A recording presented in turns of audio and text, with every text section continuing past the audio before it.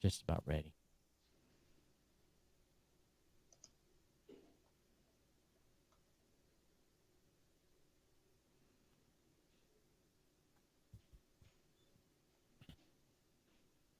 Let's see if I can get the right. Here we go. Welcome to the new media show. We're back. Doing the new media show again. People are actually going to listen to this junk. We do it live. We're live right now. We'll just do it live.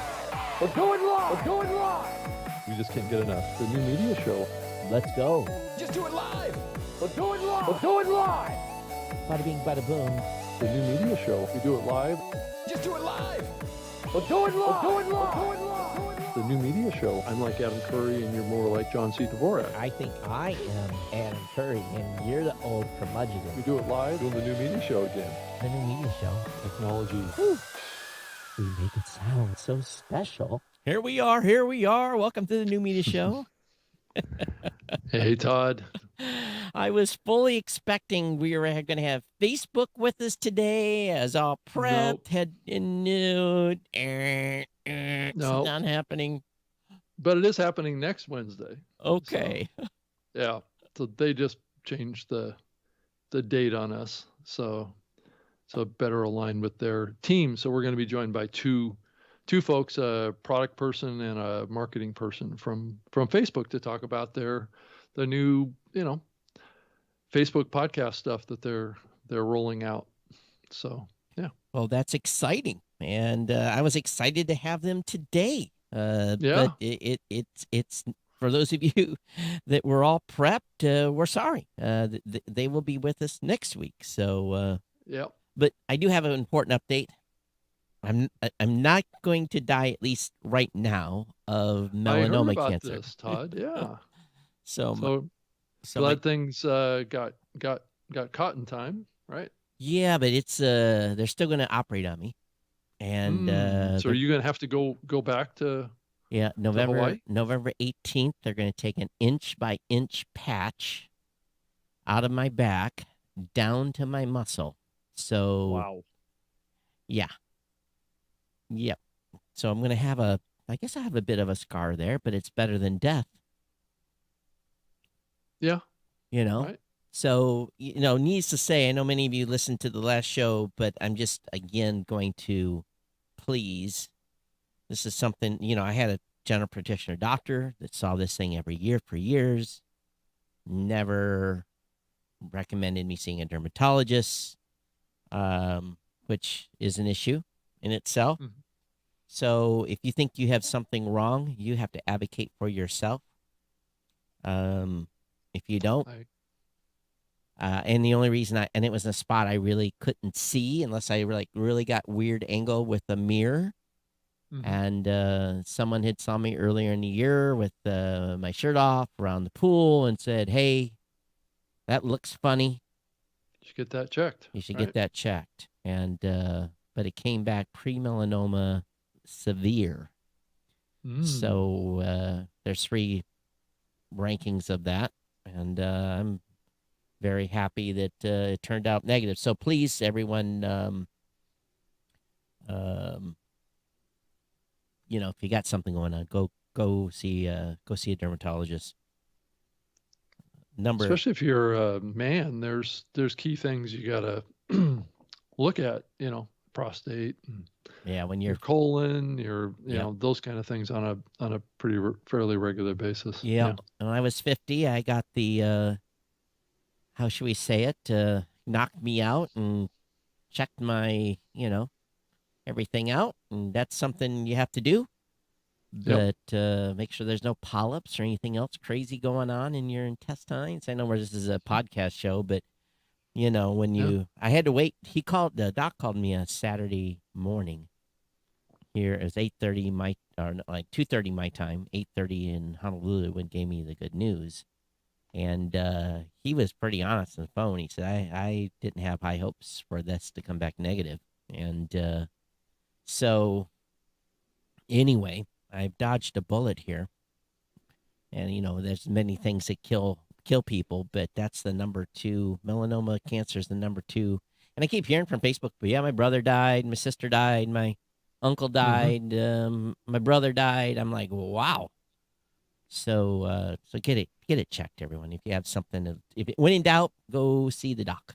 And Especially as you get older, it's, once you get in your 40s, 50s, 60s, you got to really keep a close eye on it in that age range more than, you do younger than that. believe it or not, if you're a sun Yeah. person, early in 20s, as early as in your 20s. Yeah. So I guess it depends on how much. If you live in the southern climate, you're probably in the sun a lot more. yeah. And if you're, I've got Irish German descent. I'm very fair, red hair when I was a kid. So,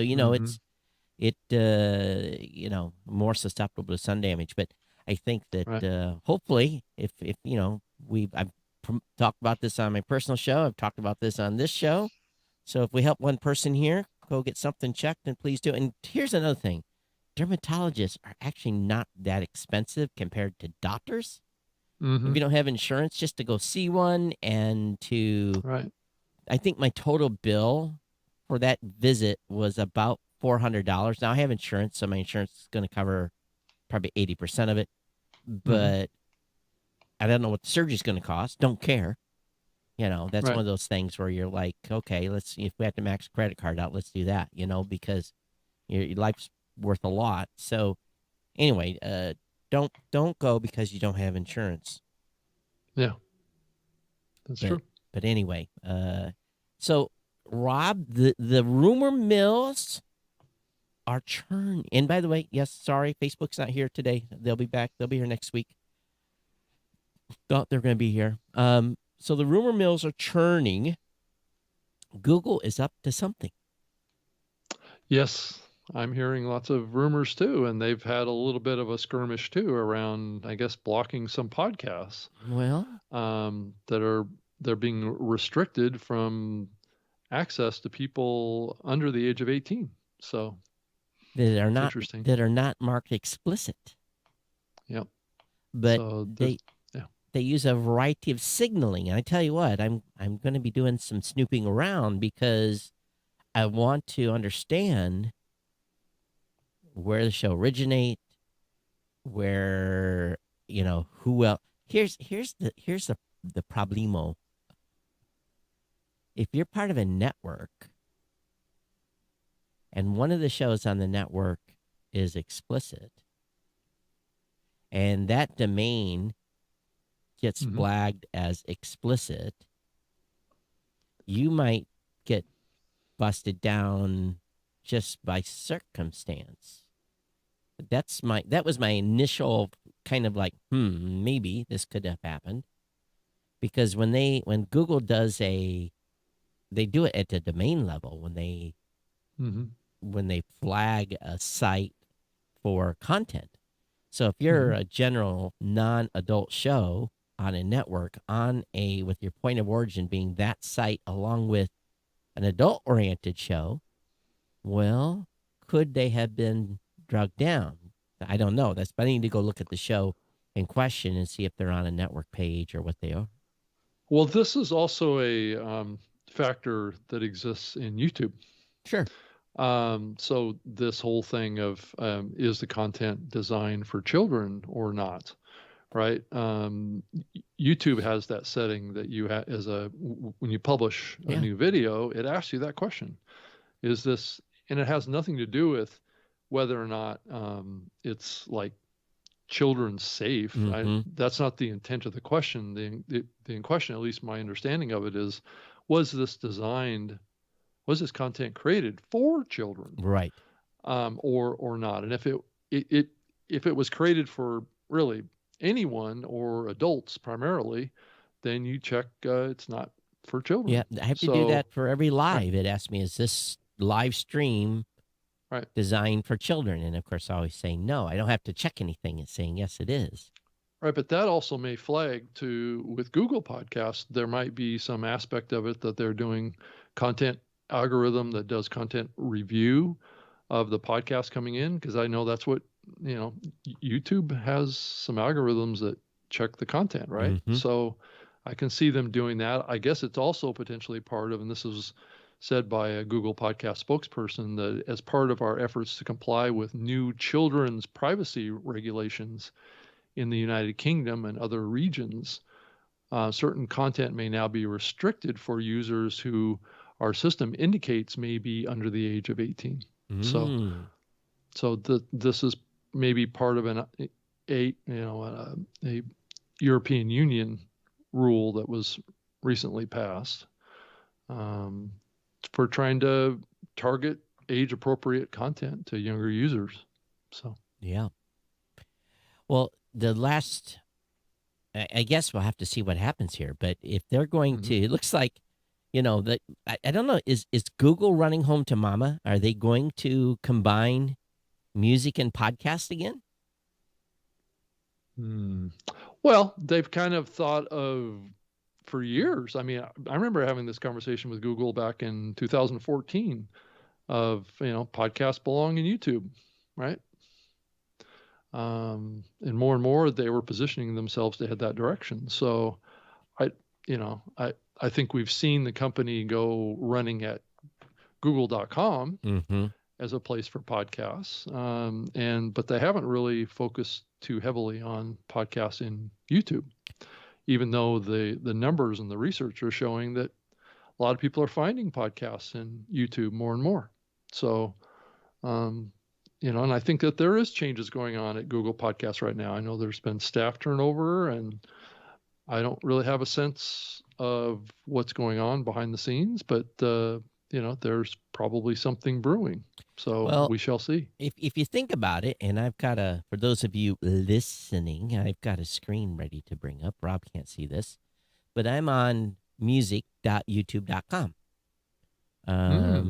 That's, that's where I am. And, I don't know if many of you, I don't know if you consume music on YouTube or not, but, here is, as new release music and, so we've got music.youtube.com. So what's to stop? Now let me see what happens here. Let's see if we're going to get a scoop. I'm going to type in podcast.youtube.com and DNS says nothing. It comes up dead. So there's nothing there yet. So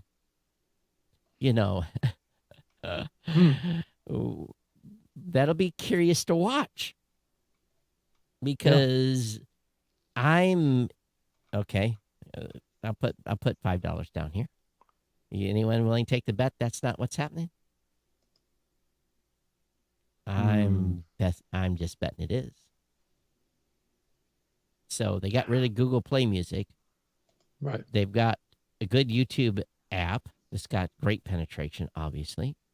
Mm-hmm. Is there a separate app? I don't know. I'm going to have to look here. Is there? Let me go to the App Store. Maybe someone that's listening can help out here. Let me go app. And so the question, though, Todd, is is the content that's in music.youtube.com is that all videos or is that audio? I don't know. I've never played around there. So let me look. So let me go here and let's look at new release mix. And when it's just regular music, a regular playlist. Oh yeah. So see, make sure my speaker's turned down here so we don't get a copyright violation. Let me click on this. Yeah. So from what I saw, it displayed the cover art. It displays the cover of the, and then it plays the audio in the background. Plays the audio. It's not a video experience. No, it's not. So let me look for music YouTube on the App Store. And they do. They have right. YouTube Music. Let me enable this and update this. It's making me update. So there is an app for that. So what's to stop them from adding podcast to their music site? I would not doubt it in the least. that someday the screen I'm showing right now will says podcast on it and have the podcast on. You still there, Rob? Oh, something happened. It looked like Skype froze on him. I see him holding his. Everyone. This is kind of fun. So Rob's picture. Look at his. Look how we froze with him. All right, hang on. Oh, there it goes. So we'll see if he dials back in. Oh, you disappeared completely, and you had your hand up on your forehead when it was perfect. I should have screen captured it. Yes. So I think where I left off is, I agree with you, Todd. I think that would be the logical move here. It's just, are they going to build podcasts into music.youtube.com, or are they going to create a podcasts.youtube.com separate page? My bet would be podcast.youtube.com would be my guess. So and the dreams come true. People can be famous YouTubers on podcast.youtube.com. So it would not be that big of a leap. And so what we really need to find out, what the makeup of the current podcast team, if we can find out who that team is reporting to, I think we would pretty quickly know the direction they're heading. I think I did hear that there's a person there from a company that they acquired that was on the audio side. Was it like something 40 dB or something like that? I can't remember the name of the company that they had acquired. A couple of years ago. It is now kind of in charge of that. Yeah. But I'm not sure what the connection is to YouTube. So. Well, I guess we'll find out. But I think it would make sense that something is brewing here. But Todd and I are just conjecturing here. I mean, it's I'm not this under changeover. I'm not under NDA. I know nothing. Right. Well, I mean, we're just speculating, really, because there's a changeover in staff, and I don't know that they fully staffed up yet. So, well, there was also some discussions that's happened this week about this topic, and some roll into Google Music, and so we'll see where this leads. Yeah. It's a curious development. Well, a curious potential development. Is what I would call it. Right. I already got my $20 down. This is what's going to happen. So I'm in for a pound, right. or 20 pounds or whatever it is. Yeah. So I guess we'll find out. There was a couple of comments on people listening to our show last week that were real happy about our audio quality from Riverside, but yet halfway through I lost my mic. So if they were happy with the audio last week, I'm like, wow. Because that was no fun editing that last edition, because I had two files for me because of the mic change. They gave me two recordings back, and finding that exact spot, actually it was easier to go put it to the end and then trickle it back a few milliseconds and to get it to where it was. But there's this gap where you're talking, Todd, I can hear you, Todd. Right. Well, the thing is, why it sounds better is because it's locally recorded. Yeah, it's a double ender. Right, where this is recorded over an internet stream. Right. So you're always going to have some latency dropouts, just like what happened earlier. Yeah. That actually doesn't dramatically impact the quality if that happens on a Riverside. Mm-hmm. Now, my situation was a little different because it lost my mic for some reason. Yeah. Well, that was a different issue. Yeah, and I think what it was is just my laptop is. As a matter of fact, the trusty MacBook Pro that sits right here, 10 days from now, will be replaced with a Mac Mini. And I will be sending the MacBook Pro to Apple to have a new battery put in it, and it will only be used when I travel. It won't be sitting here and being my production machine for the show. Right. Mac Yeah. Mini will open browser windows just as easy as a.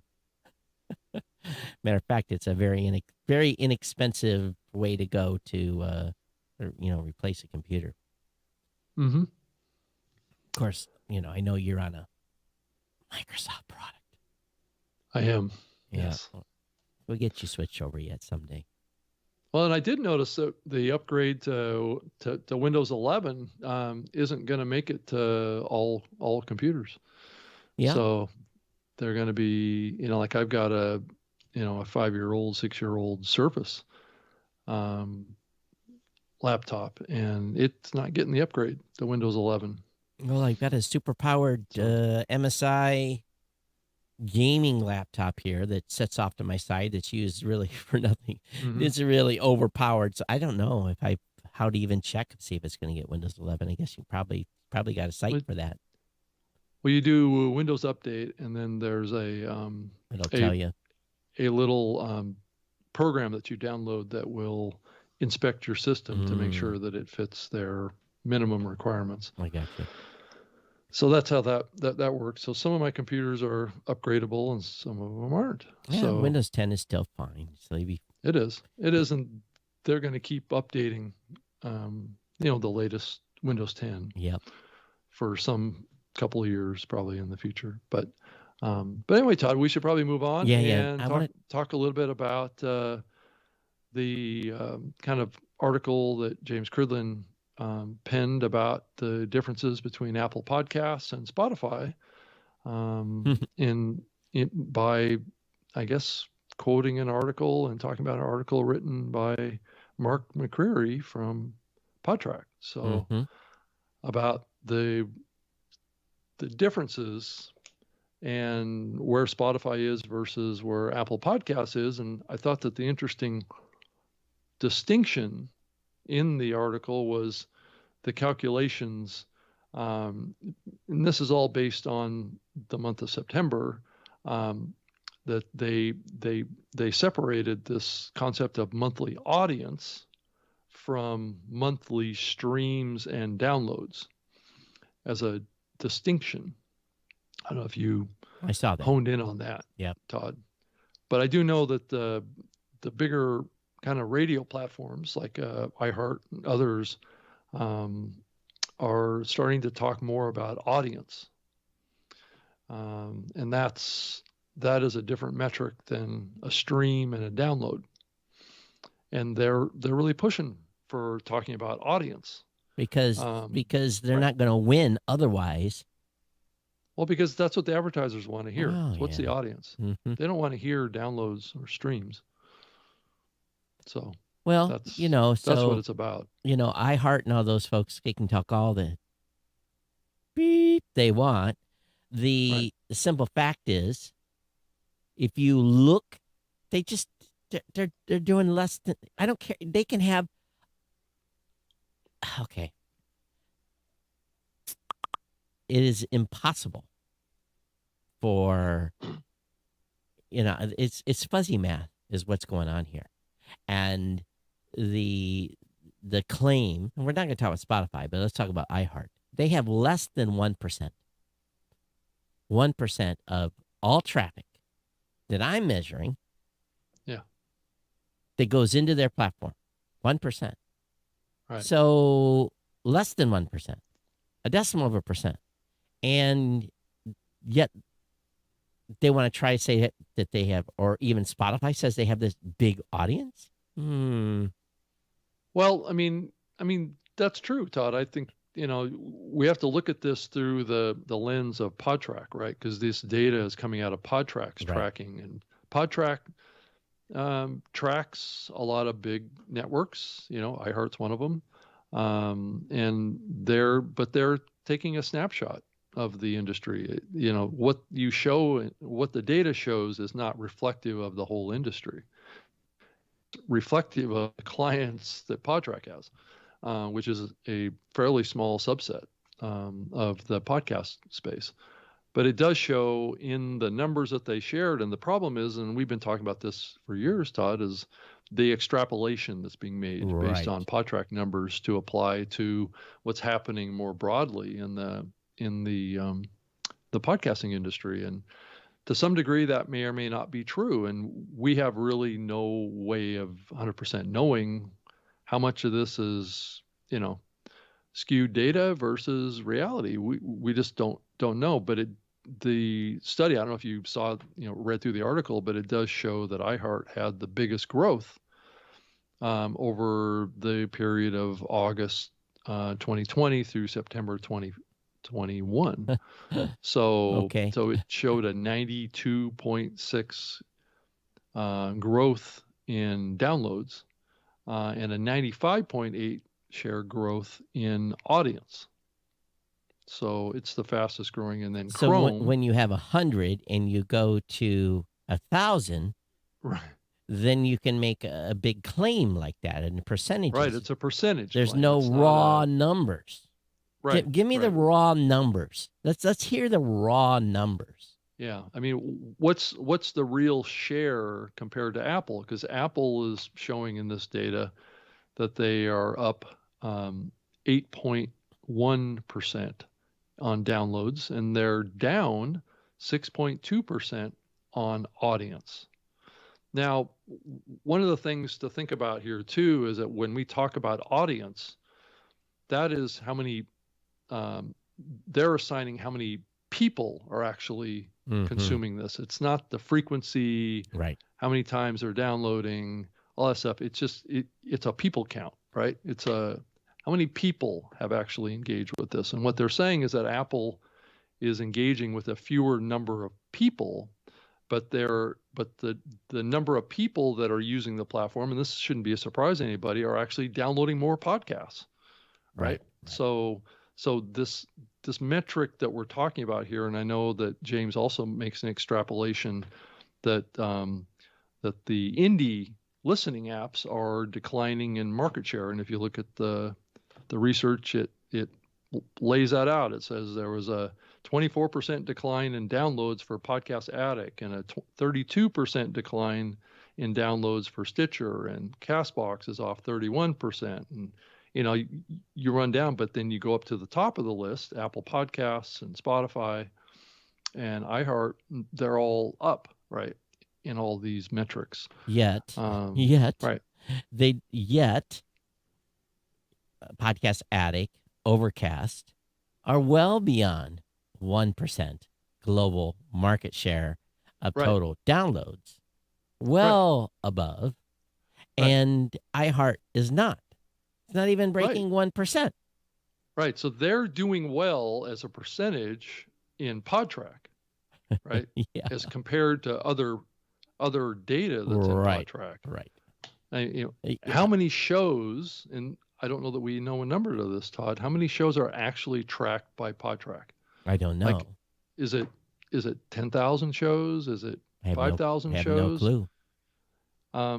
Because they don't share that information. And if you're just looking at iHeart, if you have all the measurement for iHeart, for all of iHeart shows, well, you're going to see what iHeart shows. But for everyone else that's not a mainstream signed artist of iHeart, they're not doing shit. So, they might be okay. They're probably doing great with their own internal shows. But for indie podcasters, yeah. I mean, if you look at more broadly the numbers, plus this survey is showing that there's more people streaming and downloading content via the smart speaker platforms now.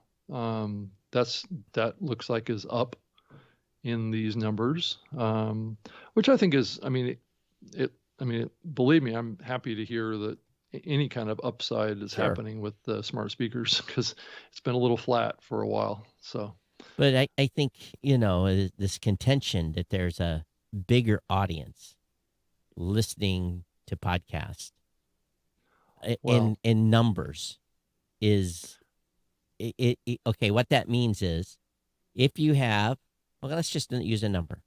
If you have 100 million people on Spotify listening to one podcast, all right.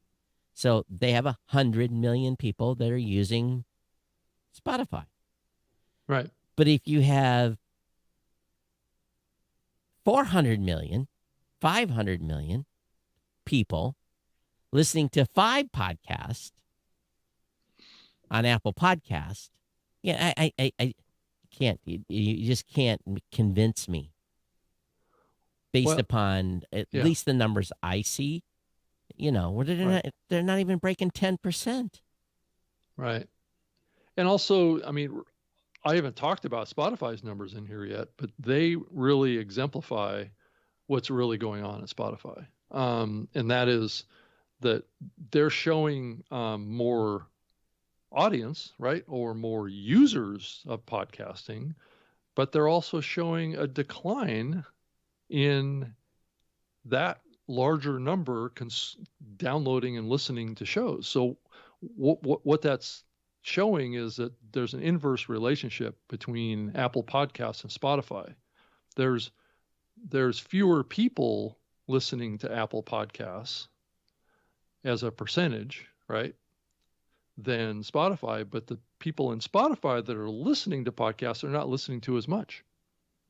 Right. So, there's an inverse relationship. So Spotify is being very good at bringing new people to podcasting, but they're not doing a very good job of making them, I guess, rabid consumers of podcasts, right? Which Apple has done a much better job of encouraging people that get involved in podcasting to listen to a lot of shows and listen to a lot of episodes.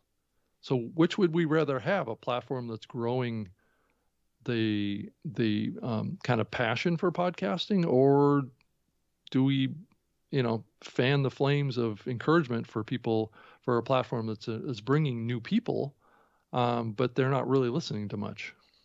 Well, my contention is that in the end, you get paid on downloads. That hasn't changed. Yeah, And I mean, if you have a business model that's based on advertising, yeah, right, I would rather be right. delivering my shows to Apple. But And maybe because their audience numbers, maybe because their download numbers suck, they say, "Oh, we got 1 million people that listen." Well, and yeah, and this points to this dovetails to the argument that that I'm starting to make, and I think it started on Twitter around this show that recently left the exclusive deal mhm. with Spotify and the producer of that show's all happy. We learned so much from Spotify, but I'm so happy that I can go wide again, right? Mhm. I can actually get in Apple Podcasts, which are getting more downloads. So going exclusive to Spotify, and we talked about this about Joe Rogan too. He did the exclusive deal with Spotify. Guess what? His audience went down. His influence went down. Going wide gets you more audience. I think Well, it's a simple equation, and this data actually confirms that. the question I really have is, why is everyone so beholden and loving of Spotify? Because Why they're why giving content creators money, Todd. they're giving a few content I know, creators but money? it's giving hope to many that money is going to come their way if they build a successful show, right? Well, It's a psychological game that Spotify's playing to grow their influence in the market. The problem is they're not growing downloads, they're not growing listeners. What they're growing is audience, which isn't always listeners. I will contend there are other ways to make money. Matter of fact, doing some testing on Geek News Central. If you ever take a listen, you might hear something new over there. Mm-hmm. There are other ways to earn revenue, and without having to go narrow, you can stay wide. Right. And why is Overcast declining in these numbers around share of audience, but yet they're growing the number of downloads? Mm-hmm. There's some inverse relationships here that some of the industry are drawing conclusions for that are, I think they're a little deceptive to what's happening. I just wish that we had more industry data across industry data, not segmented data, because it can give a wrong picture of what's happening Well, you're here. giving Spotify all these accolades when, for the average 97, 98% of podcasters out there, it doesn't mean anything. It doesn't help them. Well, it shows me that Spotify is not growing audience that is rapidly consuming lots of podcasts. No, people go over there to get those shows that they used to be able to get wide, and they're going over there and listen to the few shows that they've signed narrow, and then a few people are throwing some bones. A few people get a few listens over there that are indies. Right. But again, it's also makeup of the show. Got some shows that are getting 25% over there, which is fantastic for them. But that's not the norm. Yeah. Tom says, I've been trying to tell you. What have you been trying to tell us? Tom's on listening on live. Oh, hey, Tom. So, I mean, Tom, are we off the mark here? But it doesn't seem like that we are. But I could be wrong. I'm willing to, of course, I guess maybe the answer is we don't really know necessarily, because this is just a snapshot of the industry. Tom Webster had a great point. Huh? Wait, what? That phrase makes me nervous.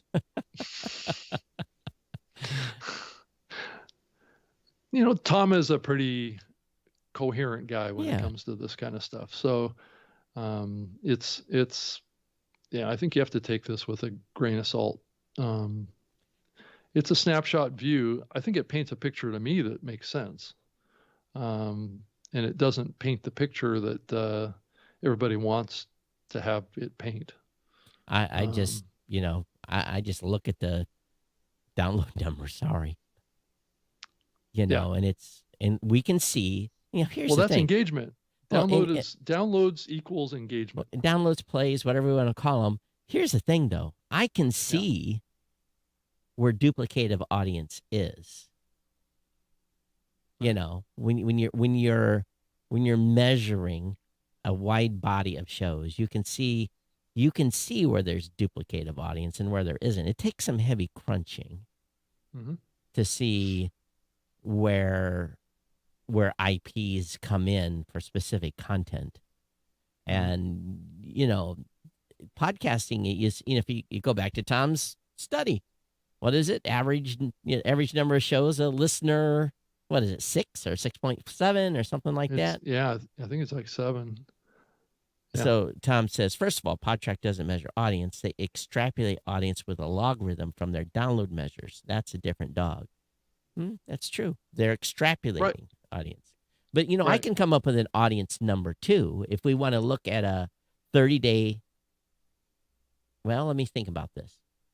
It's going to be hard because 24 hours, worth of data is a big monster to begin with. Because we look at a 24-hour period, and I can see how many times a IP comes into either a single episode or multiples across different shows that we measure. I'm sure that they're I don't have the full view, only have our view.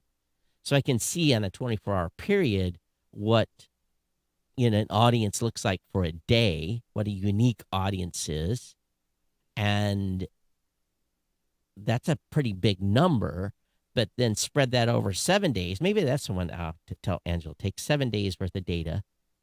And let's just, we'll just run raw qualified IPs. We'll just run a raw run and see how many times. And maybe we can come up with a 7-day running true number of what the audience is over a 7-day period. Because if, and again, most people, as long as you're not commuting too far, your IP typically doesn't change as long as your phone's IPv4, not IPv6. Right. If your IP doesn't change that much, even when you're commuting 10 miles. So, because you may not have, it depends on where you're at. If you're in Manhattan, you may change your cell tower a few times, but if you're in most of the places in America, you're not changing cell towers that often. But I don't know. That's a big that's a lot of data to run. Yeah. It takes our machine, many hours to get through 24 hours worth of content. We're Right. throwing servers at it to get that processing done, spinning them up, running the data, shutting them down, spinning them up, shutting them down. So, Yeah. I mean, at the end of the day, just like the study says, monthly download share. wow, Rob, you're freezing again.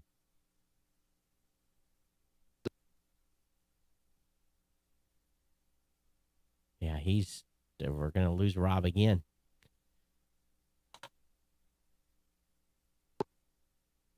There's something going on with Skype today, not cooperating. So we'll see if he comes back. I think oh wow, he's not back yet. That's not good. I think there he is. Boy, it's not. We're batting 2,000 today. That's twice you've dropped off. Yeah.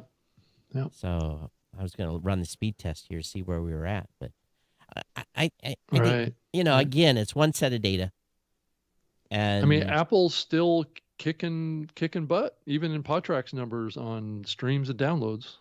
right. They're at 66% of the total pie. Our numbers huge. probably well. Again, there's two different numbers there. If we talk about the entire Apple ecosphere, that includes every app that is on iOS, Pocket Cast, Overcast, all those apps, including Apple Podcasts. Yeah, we're in the 60s. But if you remove all those other apps and just look at Apple Podcasts, now that's a different number. That's more closer to. Well, and this Podtrack number is lumping Apple Podcasts at 66.1%. Yeah, well, Apple Podcasts alone with us is like near 50%, may even be 49 something. So it doesn't say in this report that Apple Podcast number includes all these other smaller apps. Yeah, I would be surprised if it didn't. Okay. Because you look at cumulative, you look at all those other apps, and it adds up, 8, 9, 10, 12%. Right, and it shows Spotify, 66.1% compared to Spotify is 9.1%. See, that's which is actually closer to your number, isn't it? That's real close to our number. Matter of fact, we're 8 point something. I think we're closer to like 13 to 15%. Right. On downloads. Libsyn. Yeah, just downloads. Just straight, and we're using that streams and download thing again. They're not streams. Sorry. Again, even and so here's another thing too. With us, Spotify numbers have continued to drop. Percentage-wise, they've continued to drop. Right. And iHeartRadio comes up in this list at 4%. No way. No. A decimal of a percentage point. They don't make the top 10. At least with us. Well, yeah, but they're hosting their own shows. So they're tracking different shows. I'm just I'm just looking at it from a perspective of indies. So So of course, for their own shows, it'd be higher. Right. Yeah. So in Overcast is 2.2. Until you Chrome is 3.5. Yeah. I've got Overcast, I believe, north of 3.4, something like that. Mm-hmm. What did you say? What was the other one? Other is 13.1. Whoever other is. Mm-hmm. But what this means is that Apple is delivering 7 times more downloads and streams in September of 2021 than Spotify. I think in the end, we all want more downloads, more plays, whatever we're going to call it. Yeah. I don't care who delivers them. Well, and audience is important from another metric too, and that's engaged is that audience in podcasts, Like, right? Are they listening to 7 different shows? Are they downloading an episode a week? How much are they consuming? well, Is far more important than what the total audience number is, right? well, believe me, this show and my other show have like 1 or 2 people that listen on Spotify. So Right. Right. no one's Right. if you're actually listening on Spotify, I'd love to hear from you. Who are you? Right. And believe me, don't misunderstand Todd and I's perspective here. No. We want to Yeah. get player side data Yeah. to know how much of this stuff they're actually listening to. Yeah. We want that data too, but the reality is we don't have access to numbers on audience. We're extrapolating that. So what do you think Podtrack's purpose was here? Were they just trying to get a headline? Well, they've been doing this for This audience years. thing? I thought this was something new. Well, it's a shift in the conversation towards driving the conversation more about audience. That's been which, that's what the advertising But industry I can still figure out audience. wants to hear. And that, I mean, if we do want to grow the advertising revenue in the podcasting medium, we do have to figure out a way to talk about We can figure these out things audience. in ways that the advertisers want to hear. Else they won't buy. I can figure out audience right now. But it's not 100% accurate. No, it's not accurate. It's not 100%. It's probably 80, 85. So it's based more on uniques. Yeah, is what you're saying. Yeah, based on uniques. Right. Right. Probably closer to 90. I probably get.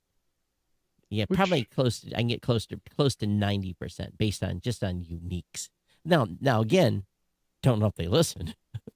Right. That's the factor. The issue is once you start talking about audience, you're setting an expectation that audience is equivalent to a listen. Well, good luck with that. But that's not true. It's not, because I can tell you with quite some certainty how many streams that they call them at Spotify do not complete, and it's a lot. Right. And it's that way with other platforms. It's not just Spotify. It's all the other ads. People will, unless they, again, we know this shift has happened where there's not as much downloading happening, but there's still play happening. And, on a general show, 10%, 10, 12, 13% do not deliver the entire media package. They don't make it to the end. Right. And I've been tracking that for years and years. We've been tracking we called it partial download data, play tracking data. We've been tracking it for years. So I know on a day-to-day basis how much of an episode has been delivered. And actually, the data's gotten better. The fewer people that are downloading, the more people that are streaming are, and that accuracy number improved because of the partial data. Now, some apps you hit play and they download the whole dang on thing immediately. There is no byte chunking going on. Right. So, again, there's probably 10% margin or 15 or maybe 20% margin of error there anyway. But until we get client-side data, we'll never know any of this data. Exactly. One thing that this raises in my mind as a question is, why is the downloads and streams metrics so different on Spotify versus Apple? Why is there so many have you tried new people getting exposed to podcasts in Spotify, but they're just not consuming as much content? Because in Spotify, in my opinion, you have to go look for the show and play it. And it's that streaming mentality, right? Right. Is that the issue? That's my personal opinion. Whereas other apps, you say, oh, I want to follow that show, follow or subscribe or whatever we're going to call it today. Right. And they do. But then again, goes back to that, what we've been talking about for 15 years is, did they listen? I mean, is this a case for us moving towards this kind of click play and follow type of methodology? Yeah, it's going to move there. is creating more listeners that listen to less content. Tom's saying, "Oh my God, is this my newsletter this week?" I think it's an interesting topic. Are we driving podcast listeners based on these click play experiences to consume less content because there's less engagement? No, I don't think it's less engagement. Okay, that's probably the wrong word. No, It's what's not happening is or the less commitment, I guess. well, maybe not less commitment. It's just they're grown to go to YouTube and click play. So if they're, I think the same thing is happening for podcasts. They're just, they don't worry Or about not listening to the content on an airplane. They don't worry about listening yeah, to it in no cell phone zone where, like my house, where now I have 0 bars for T-Mobile. right, And can't get the only way my phone works at home now is because I have to have a Wi-Fi connection. right. Piece of crap network. Or Todd, let me play out another scenario. Is it because even Tom's numbers were showing a faster growth in podcast listeners coming out of the 18 to 24 age group? Maybe that age group doesn't consume as much podcasts I don't know. as the 35 to 40-year-old age group or the 30 to 40-year-old age group. Tom says, or what if the Spotify stream to listener ratio is about right? Well, probably is. Well, probably is. I would think that the Spotify Right. stream to listener ratio is probably really close. I would think so. Absolutely. Makes sense. Mm-hmm. I would think so. I think that would be pretty. I don't think you But can does demographics explain this? Which means that we're in a phase of high growth of lower consuming podcast listeners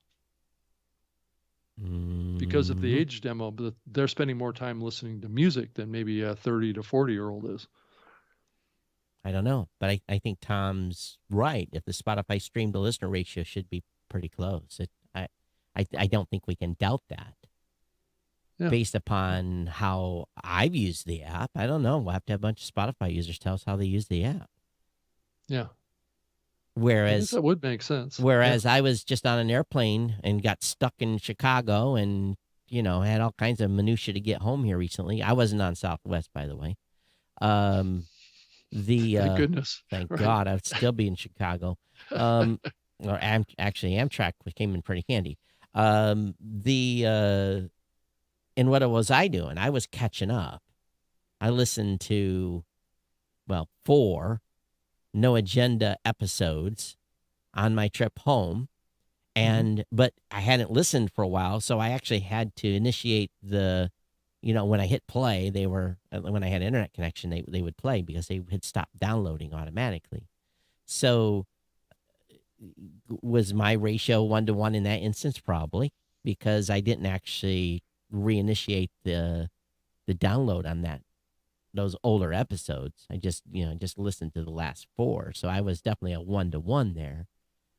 But if I had been actively listening to that show, but at least on Apple Podcasts, I would have already had it in the device. So the ratio would have been off because there could have been episodes sitting in there that I never listened to.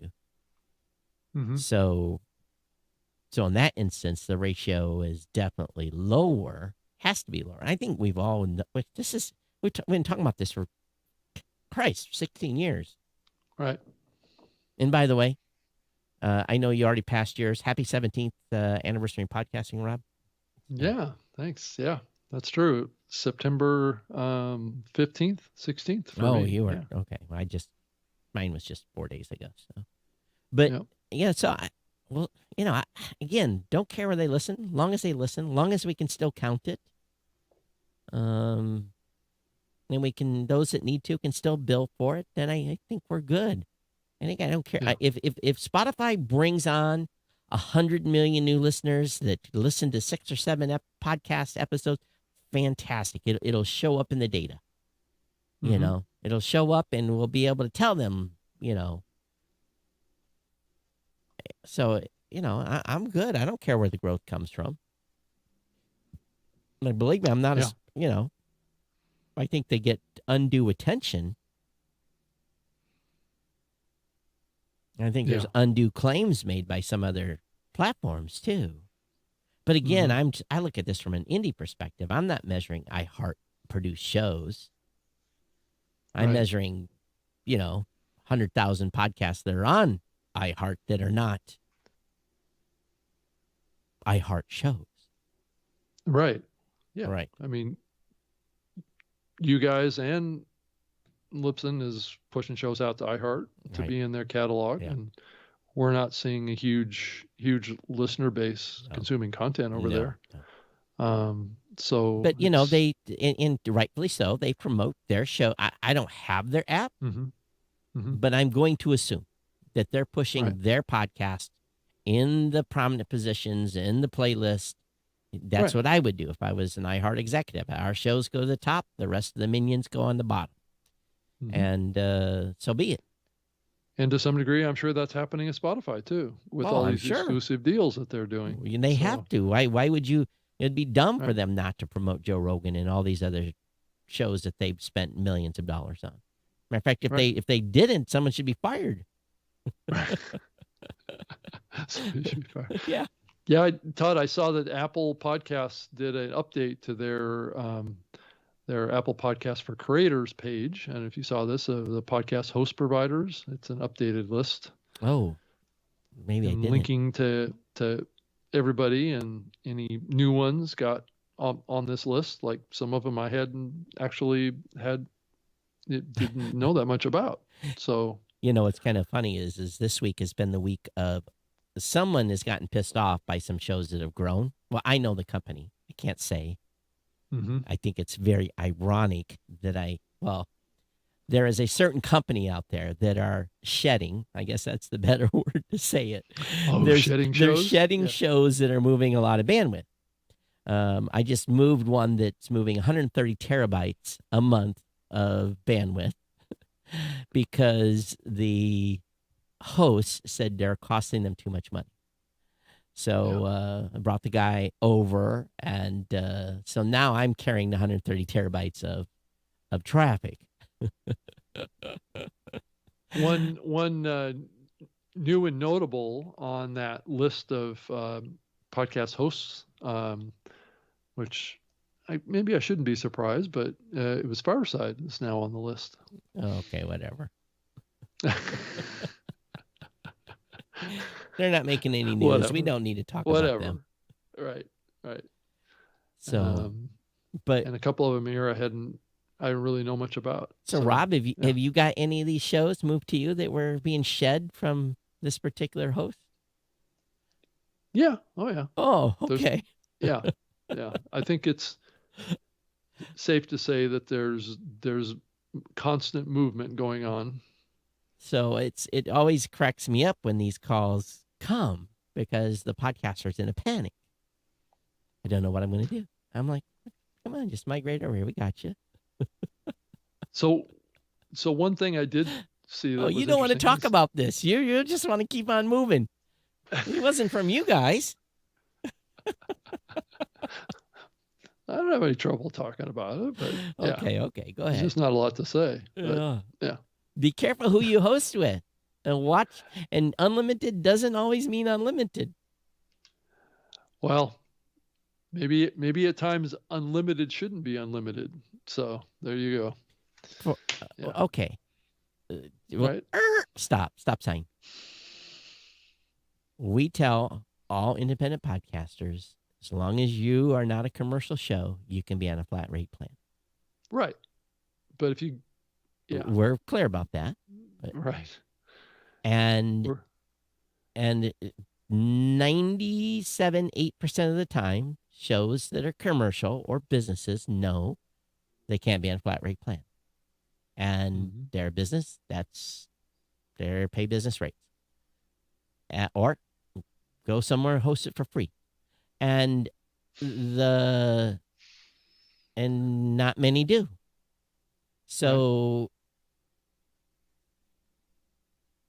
if you're going to, you better be clear in your literature what the cutoff is, where the line is.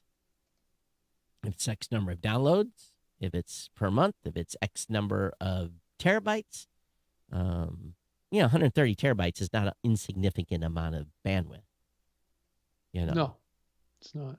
And I know what I pay for 130 terabytes of bandwidth, and we're moving petabytes. I'm not worried about 130 terabytes. So, yeah. But if you've been told to leave, we're migrating people this week. Yeah, that's constantly going, and Mr. Cridlin tracks that pretty closely off of his pod news. Yeah, too. he was asking me who, what company? I said, I'm gonna let the podcaster do it. Yeah, that's probably the best place. Yes. But if you look at that list, and I am not looking at this, how many are there? 30 companies on that list now? 40?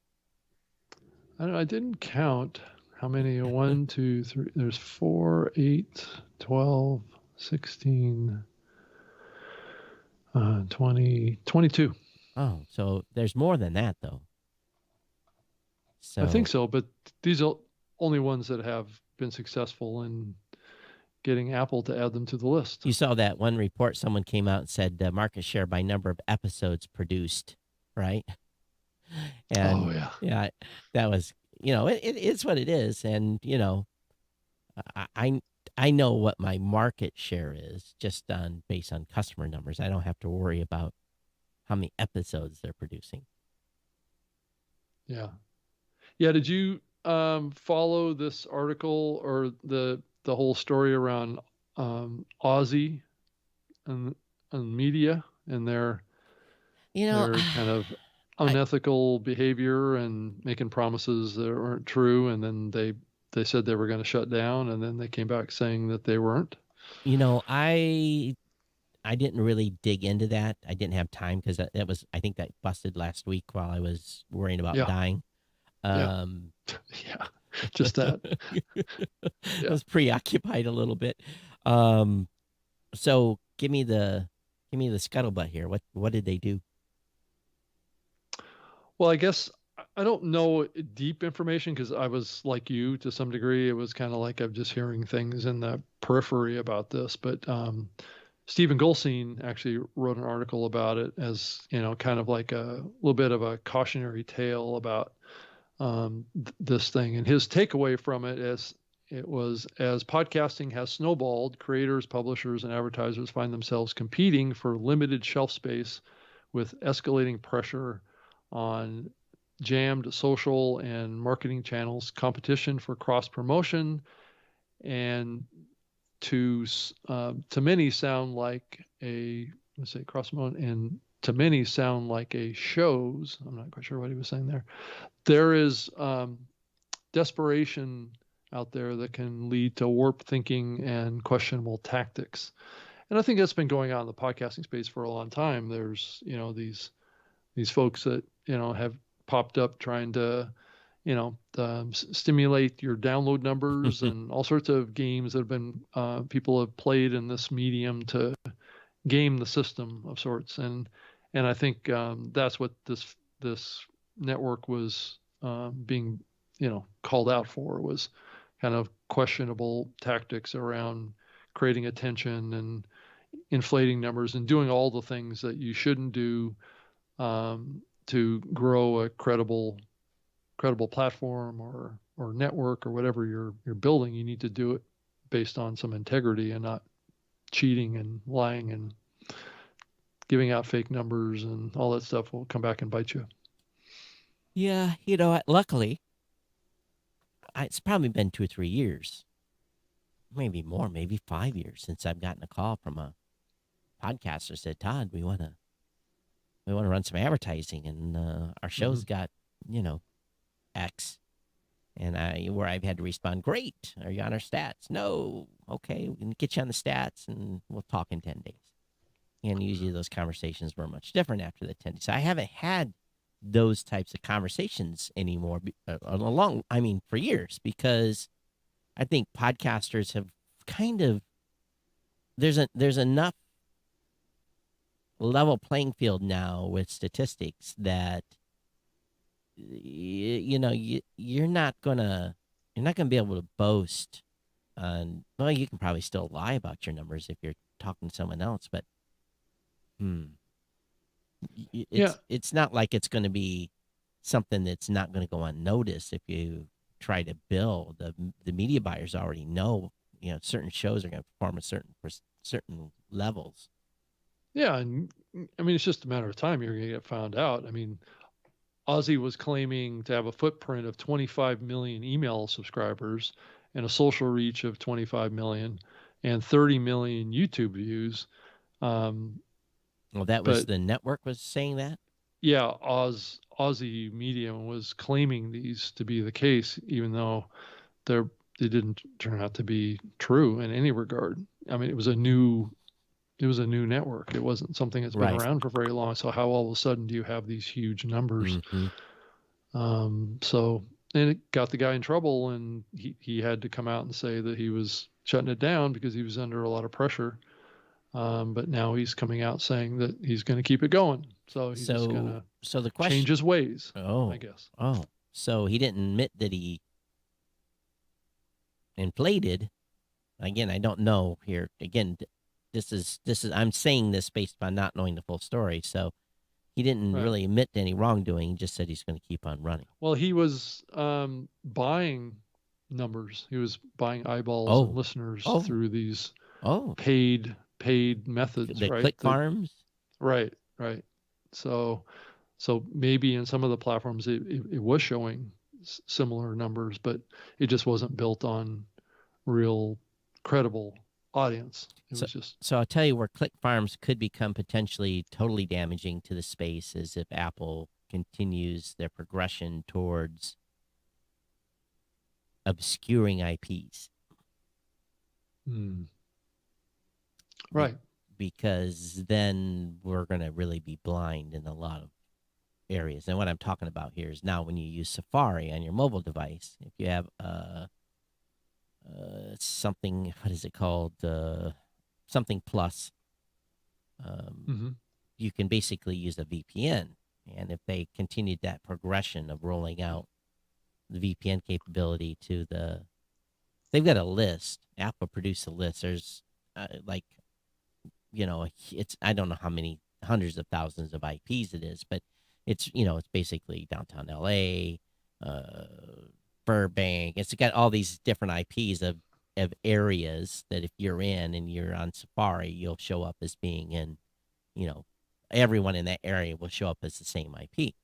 And if that's expanded into apps, then that could be very devastating. And while I can't say too much, I know the IAB is working on some stuff to, basically have some commentary at some point on our concerns.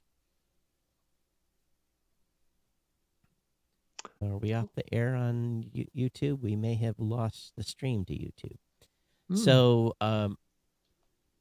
yeah, it's very simple. Let me go over to a website here that's well known. It's called Podcast Index.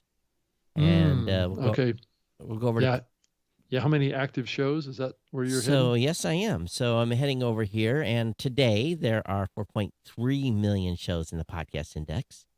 And over the last 3 days, 118,000 of those have produced an episode. Last 10 days, 246,000. Last 30 days, 351,000. Last 60 days, 434,000. And the last 90 days, and now this number's dropped, 517,000 episodes.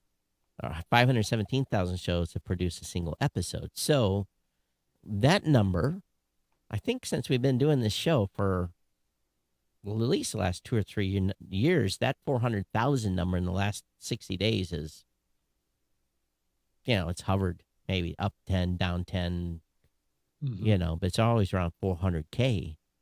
Right. Which is about 10% of the overall number. Yeah. Right.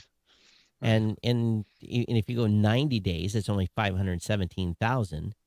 You go out to a year, that number does not jump that much more, I would imagine. And then given that, and I agree with the premise on that, the competition isn't quite as extensive as a lot of people maybe have the perception. And I don't know if you've seen this too, Todd. I've noticed a lot of people writing articles and posting about this saying, well, the podcasting industry is about 2 million podcasts or 1.5 or, 750. It's like nobody really, there's no consistency in people's understanding of how big this medium is. So when they talk about it, they're not really talking about it based on seeing real numbers.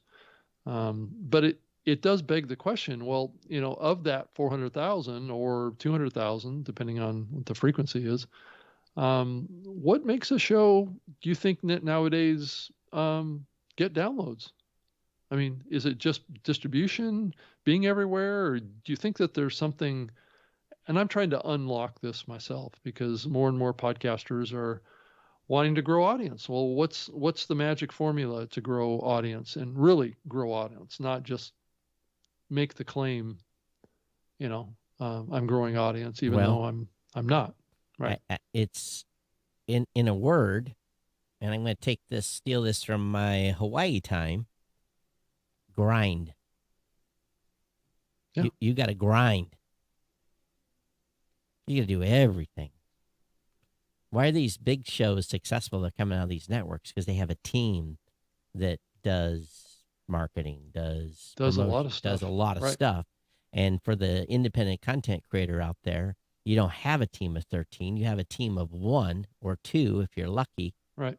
And maybe some audience members that will help you. You got to grind. You got to do all these things. And if you're working a full-time job, there's not enough time to do the grind unless you don't sleep. Right. So the question gets back to what comprises the grind? Everything. Marketing, social, content, making the content better, making it sound better, everything. Editing, everything. Everything that you can throw at the kitchen sink. Everything. I'm a big believer in building relationships, outside relationships with other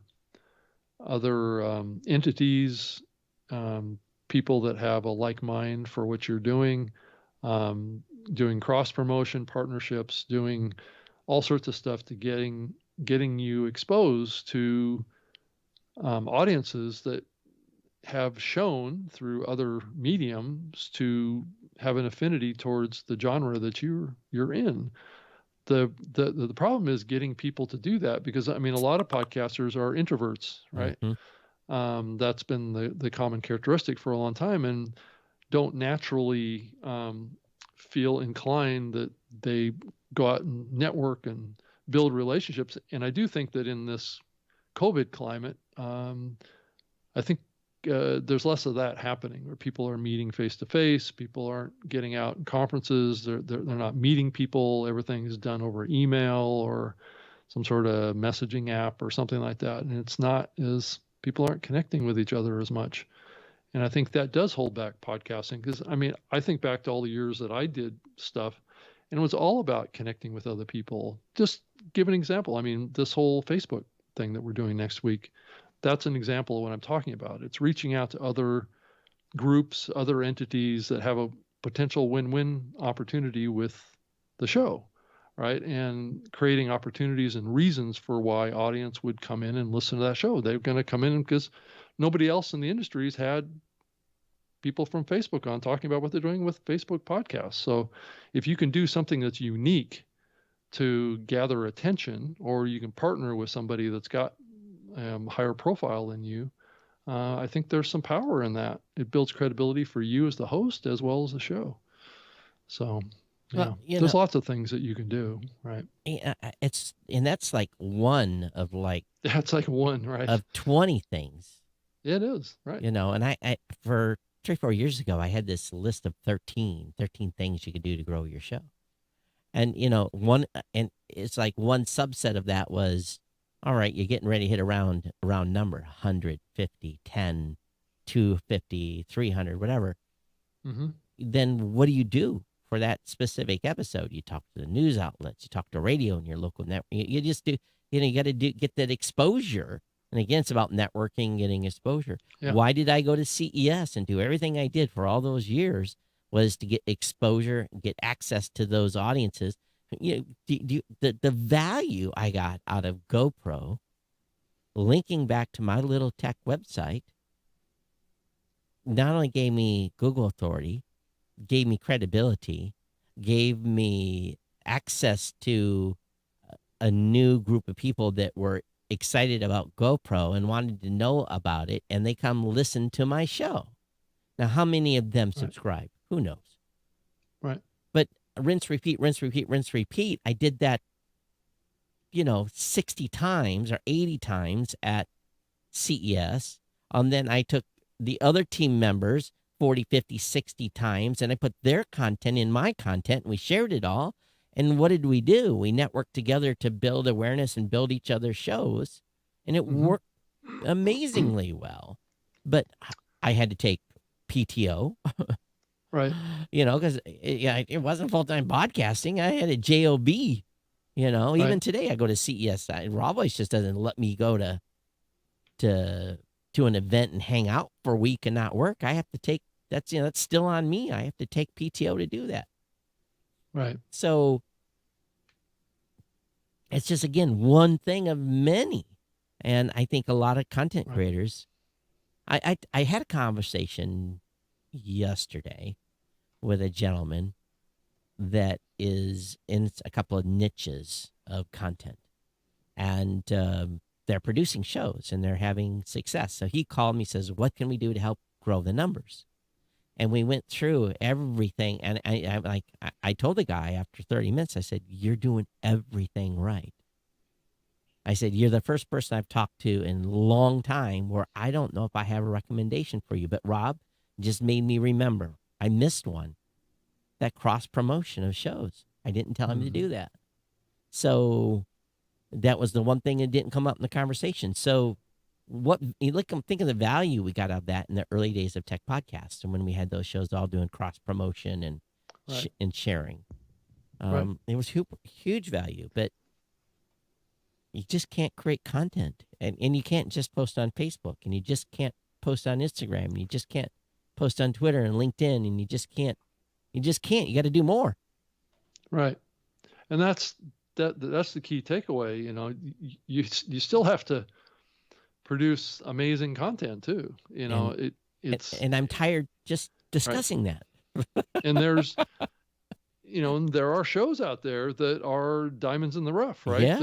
that are doing amazing content, but they just haven't been discovered yet, or they haven't gotten in front of the right audience, or they haven't been exposed to enough people about what that show is about. If I think back to the radio show that I did for 7 years, it was these key inflection points, like when I got listed in PC Magazine as a top website out there. That was even before people even knew what a podcast was. But it drove traffic. It was really right. It's just getting exposure to a large group of people. However you can do that, going on a radio show, getting on a TV show, or writing a book, or doing these other things where you can get involved in doing interviews, or it's just getting exposure to people.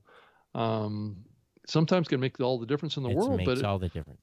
But it's the balance between, you got to have a terrific product too. True. So you have to have a terrific show that's timed with a terrific marketing strategy and a PR campaign. And there isn't really any kind of guarantee on any of that. It's almost like this X factor that comes into play, right? Think about television. Television is a classic example. You can have, like Star Trek, right? The first 2 years of Star Trek, it almost got canceled, right? And it just the timing of it, and you had to be consistent, right? You had to be there, and there's other TV shows like that too that are examples of this. It's not the instant overnight success. It's being there consistently, doing it, trudging through it, and then you get a break, right? And then you get another break, and then you get another break. and that can come 2-3 years into what you're doing. I And w- yeah, anyone listens to this show, I think already knows this, but it's it's hard work. it's hard. It's hard. And I Yeah. think of all the years I was doing blog posts, podcasts, all that stuff, and still building a company. And, Yeah. no wonder I have no hair left. It's, Yeah. Yeah. and, and is okay. And here's an example. The last show we did, that wasn't our best by far. And I'm remote, I'm jet lagged, dealing with little technical issues. We had a great conversation, but it was not our best work. It really wasn't. And this show, I think, so far we're doing okay. We Yeah. haven't jacked it up completely yet. And so every show you have to continue to build on. And after doing 1,500 plus shows on my other podcast, some shows I just walk away from thinking, that one we could have done better on. And you have to continue to do better on. I just listened to a podcast that I never heard of before. Had a consult call with the guy, and he's complaining about his numbers. Robbie's doing like 220,000 episode, and I'm like, hey, hold up. Right. Hold up. You do realize that you have made it. You Right, are doing right. very, very well. I said, well, I got 3 sponsors. I'm like, and you think you are not doing great. I said, your friend, you, my friend, are on Like in the top you- half quarter percent. right. Right. He's asking me for advice. I'm like, I want to ask you some advice. How did you get there? And really what it was. And that's the question I asked him. How did you get to this size audience? He thought he wasn't doing good. And he said, just focused on the content, having great content and networking. And making sure my audience shared the show. How many of you have actually asked your audience to recommend your show to other people? I bet you there's a lot of people that have never asked their audience to do that. Yeah. And that's like one of the top 2 ways that people find podcasts. Word of mouth sharing. Right. And, and stranger things happen to build loyalty in shows too. I've had some emails recently come in from someone that says, I'm a fan for life, and this, and this is what caused me. And it was little things, little itty bitty things that caused that person to stay with the show for life. Now, there's been some stuff I've said in the show that have caused people to leave too. Right. And probably this show too. Well, I mean, we've been doing this show for a long time, and it's grown a decent audience. Yeah. It's never going to be a 200,000 download show, but it's certainly, I think it's one of the biggest podcasts about podcasting in the industry. Don't know. No one else talks about their numbers. Right. But so, I don't know. I mean, I've seen numbers from some of the other topic podcasts, and they're not this high. So, but that it's also not a genre that I would expect to have a huge audience either. Right. Some people listen because they want to see what type of trouble we're going to get into, and and there have been times when we have accomplished that. Yes. And just let's be humble too. I appreciate people listening and wanting to hear what we have to say. It's very humbling that people want to do that. And if they're listening because they're mad at us, they don't tell us. That's okay too. Yeah, that's probably true too. If they're listening because they like us, then that's even better. But why didn't I talk about the company that sent me customers this week? I don't want to, I don't want to necessarily burn bridges. I know who they are. I know who the owner is over there. It's like it's not like I can put him on blast. And but it's, and we all horse trade customers, so it's not like people they change hosts from time to time. Not as often as you would think. Mm-hmm. Joseph's Yeah. on. He says, remember Pod to Pod? Yes, we do. Joseph, hope you're doing well. So thanks for, I hope you're doing well. Joseph was run the Pod to Pod newsletter for a while, and I know Joseph is still dabbling in podcast advertising a bit. So at least the last time I talked to him. Yeah. But there's a lot of movement in the space, Rob. I mean, and I go through and look at shows and personalities and companies and networks. I'm like, who is this person? There's a lot of people out there that are involved in podcasting now. It's a big ecospace. It's big. Yeah, and a lot of new people to the medium too. Yeah, that's what I'm saying. Yeah, a lot. Yeah. And so, which is great. Everybody's welcome. That's right. I think we've always said that. Yeah. True. So we made it. We made it to the end without totally jacking things up today. It's always an accomplishment to do a podcast for 90 minutes, isn't it, Todd? Yeah, especially when you don't have any preparation. And I thought we were going to talk about Facebook all day today, and you show up and I'm like, "Where's Facebook?" And I go, "They're next week." I'm like, "Oh, okay." I was waiting for you to come in on the small screen, and matter of fact, you didn't show up on time. I thought because if we have guests, you're usually here early. And you rolled right in 30 seconds before we're supposed to go live. I'm like, okay, are they having trouble getting in? Did they cancel? Is there something I don't know? Well, and also, this call, even with Facebook, so just to be forewarned with the audience, they're probably only going to be with us for 30 minutes. And then I'm sure that they don't use Skype very often, would be my guess.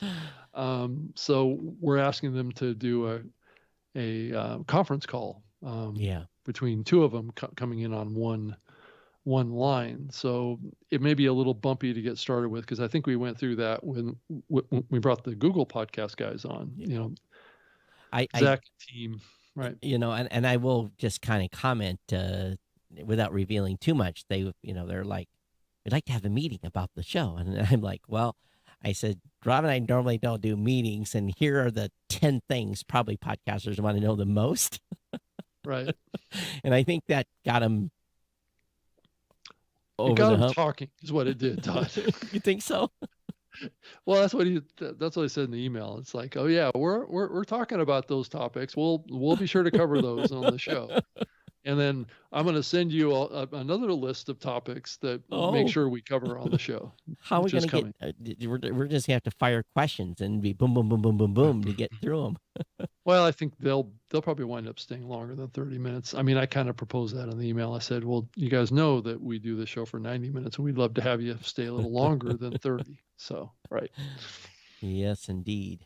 But so we'll. What questions do you want us to ask the Facebook team? So this is your chance. Now, you'll be able to comment while we're live as well. And the Facebook team was happy we're going to be doing Facebook Live. So, right. And we're going to stay focused on Facebook podcasts. We're not going to go into other areas. No. Right. Yeah, that's outside of their wheelhouse. We're not going. Right. Right. Not talking about any other thing. So, all right. Well, thanks for everyone that came on today. Apologize if you came over from YouTube, because YouTube stream quit. Who knows what's going on there? But I'm Todd at blueberry.com. I'm at Geek News on Twitter. I can be found on Twitter as well. I can be found on Twitter at Rob Greenlee, and that's with 2 E's on the end.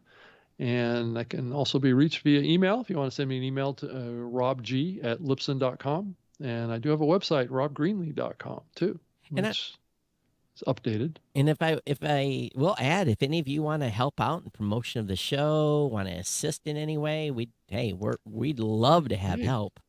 Hey, we've had folks listening to the show create T-shirts about the show, send us stickers, do intros, exits, all sorts of stuff. So we're open to creativity galore, and we will shower you with attention. Yes, and I've even got cute little stickers to send you as well. So, I know the of you listening can't see it, but it's the New Media Show logo on a and a nice little sticker you can put on your laptop and advertise the show for Yep. us. So we were going to try and do the show, and I think I mentioned this maybe in the last episode at the Podfest Origins, but we decided we weren't going to do an episode down there, a live episode. But I'm going to be still doing a presentation down there, so I'm still going down to Tampa. Yeah, to be fair, I couldn't make it. So yeah, and so that's on November 4th. I'm going to be doing a presentation instead of the New Media Show down at Chris Cremitzo's Podfest Origins event in Tampa. So just for okay, cool. So programming note: I will not be able to do the show on the 27th of this month. I will be so I'll be here for Facebook, but I will not. I'm going to be in Austin on October 27th. So Austin. Yep. And then cool. Back to Honolulu for taking half my skin off on the 18th of November too. So, but I'll still be able to do the show on the 17th. Shouldn't be an issue. Well, maybe. Well, we'll see on that because I got to figure out which day I'm flying back to Honolulu. So, okay. So no show on the 27th, but we're back on the 20th with right. an exclusive. Yes. I think this might be the right way to say, with Facebook podcasts. Yeah. So I hope you'll join us live 3 p.m. Eastern. Facebook, YouTube, Twitch, Twitter, everywhere that you can watch a live stream, we're at until it dies. And other than that, everyone, thanks for being here. We'll see you next time. Take care. Okay, thanks. And let me see if I hit the right button.